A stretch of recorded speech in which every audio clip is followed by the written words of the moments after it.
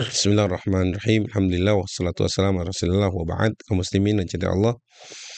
Eh, Musa alaihissalam ketika pertama kali atau setelah melihat kejadian di mana Musa melihat api yang tidak biasa di tengah gurun, di mana di situ awal Musa alaihissalam diangkat menjadi seorang nabi sebagai seorang rasul, dan Allah azza wa jalla memilih, terserah Allah, terserah kehendak Allah memilih siapa yang dijadikan sebagai nabi. Allah yang berfirman, Allahu yastafi minal malaikati rusulan wa minan nas. Allah yang memilih dari golongan malaikat ada utusan, dari golongan manusia pun ada utusan. Nah, Musa alaihissalam salah satu dari golongan manusia yang menjadi nabi, bahkan menjadi rasul Allah azza wa jalla. Musa alaihissalam dikenal sebagai kalimullah, atau manusia yang pernah diajak bicara oleh Allah di dunia ini. Maka Musa diberi gelar apa? Kalimullah. Musa alaihissalam di pertemuan pertama atau di pertemuan perdananya sebagai seorang nabi, ketika Musa mendengar suara dari balik pohon yang mengatakan, wahai Musa. Kemudian Musa bertanya, siapa engkau? Allah menjawab, innani anallahu la ilaha illa ana fa'budni wa aqimis salata li dzikri. Sesungguhnya aku adalah Allah, tidak ada Tuhan yang berhak disembah melainkan aku, maka sembahlah aku. Fa'budni wa aqimis salata li dzikri, dan dirikanlah salat dengan untuk bertujuan mengingatku, kata Allah azza wa jalla kepada Musa alaihissalam. Musa yang sedang kaget itu tidak tahu bahwa dia akan diangkat menjadi seorang nabi. Tidak pernah terbayang mungkin di dalam pikirannya bahwa dia akan menjadi seorang utusan Allah yang pasti memiliki tugas-tugas yang tidak mudah. Yang Musa pasti meyakini kalau dia sebagai utusan Allah pasti memiliki peran, tugas, amanah yang tidak ringan. Pasti sangat berat. Makanya pemilihan Allah kepada Musa, atau Allah memilih Musa, bukan tanpa alasan. Kenapa? Karena Allah melihat track recordnya Musa juga.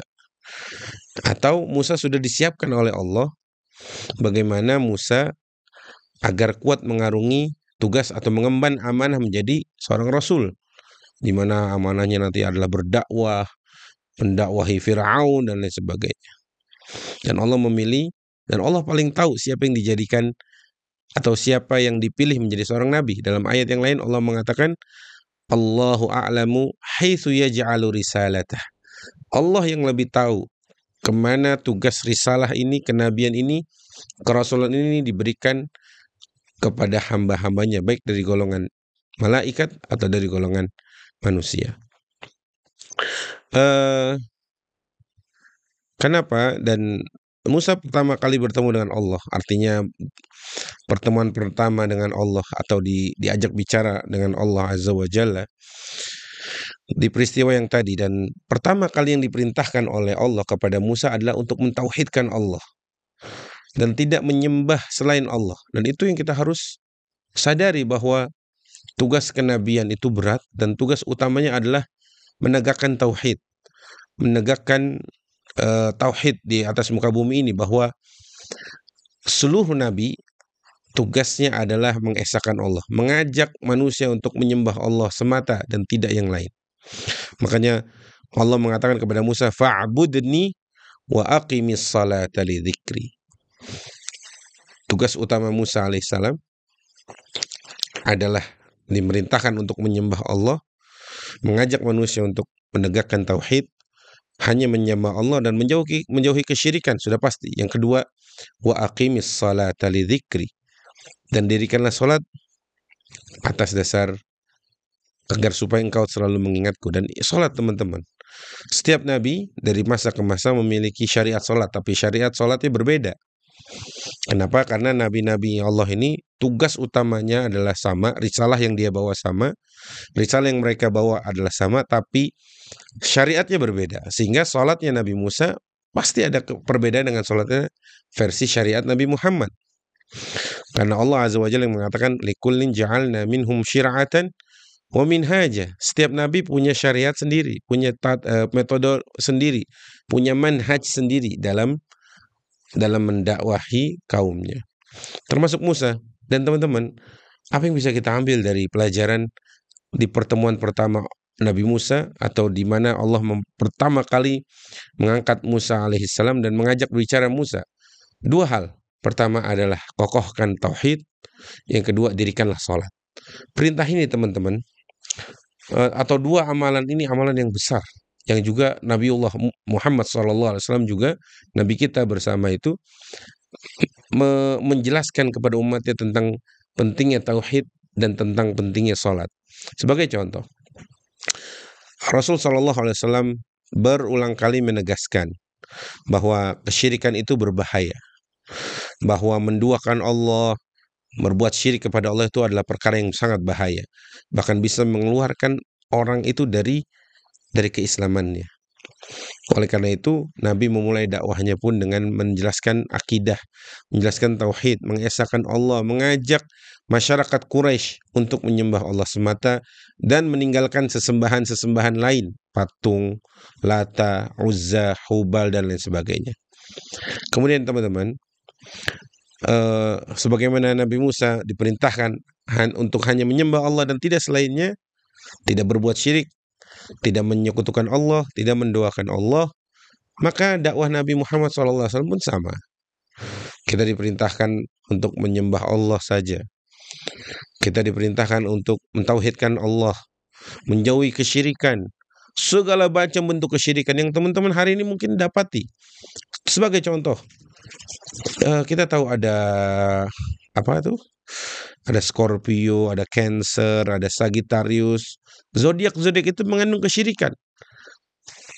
Kenapa? Karena sebagian dari kita mempercayai itu, bahwa kalau orang yang lahirnya atau zodiaknya adalah Cancer misalnya, atau zodiaknya adalah Sagittarius, Gemini, itu berpengaruh kepada kehidupannya. Gemini rezekinya macet, urusan asmaranya sering gagal. Siapa dia? Kok bisa menentukan hidup seseorang? Siapa dia? Padahal kita sadar bahwa yang maha memberikan manfaat, yang maha memberikan mudarat hanya Tuhan kita, Allah Azza wa Jalla. An-Nafi, Ad-Dar, Allah yang mampu memberikan manfaat, Allah yang mampu memberikan mudarat. Sehingga deretan zodiak ini adalah bentuk kesyirikan yang kita harus jauhkan. Baik. Kemudian Nabi Musa diperintahkan untuk wa aqimis salata li dzikri, dan dirikanlah sholat. Teman-teman, sholat itu penting sekali. Sholat itu penting sekali. Belum lama saya lihat satu buah konten di mana data itu membeberkan untuk di Indonesia saja, kira-kira dari 10 orang yang sholat itu 4 orang yang sholat. Belum lagi yang nanti sholatnya jarang-jarang. Belum lagi ada sholat yang sekali-sekali, ada yang sholat berjamaah, itu punya data sendiri. Artinya teman-teman, kita berada di masa yang perlu kita tegaskan kembali bahwa sholat itu adalah penting. Jaga sholat kita. Nabi yang mengatakan antara kita dengan kekufuran itu adalah sholat. Hati-hati teman-teman, jaga sholat kita, perbaiki sholat kita. Kenapa? Sholat itu, kata Nabi, adalah tiang agama, pondasinya ini. Kalau sholat itu bagus, agama tegak. Kalau sholatnya berantakan, agamanya runtuh. Layaknya tiang-tiang yang kita lihat di bangunan-bangunan megah itu.